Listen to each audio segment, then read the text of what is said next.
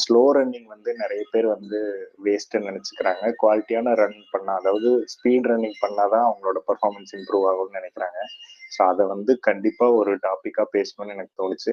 இன்னொன்னு, zone two ரன்னிங்னா என்ன, zone two எப்படி கால்குலேட் பண்றது, ஜோன் டூ ரன்னுக்கு பின்னாடி இருக்கிற சயின்ஸ் என்ன, ஸோ ஜோன் டூ ரன் நீங்க நிறைய பண்றதுனால என்ன மாதிரியான இம்ப்ரூவ்மெண்ட்ஸ் உங்களுக்கு நடக்கும், தென் மீதி ஜோன் டூ ரன் இல்லாம என்ன ரன் பண்ணணும், எந்த மாதிரி ரன் பண்ணணும் அப்படிங்கறதெல்லாம் இன்னைக்கு பேசணும்னு தோணுச்சு.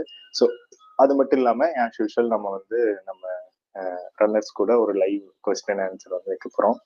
ஸோ ரன்னர்ஸ் ஜாயின் பண்றவங்க உங்களோட கொஸ்டின்ஸ் வந்து இங்க சேட்ல போடுங்க. அண்ட் ஆல்சோ நீங்க எங்கிருந்து வரீங்க, ஸோ உங்களோட மேரத்தான் இல்ல டிஸ்டன்ஸ் என்ன, நீங்க என்ன எவ்வளவு டிஸ்டன்ஸ் இது வரைக்கும் ரன் பண்ணிருக்கீங்க, என்ன டைமிங் பண்ணிருக்கீங்க அப்படிங்கறத பத்தியும் ஷேர் பண்ணுங்க.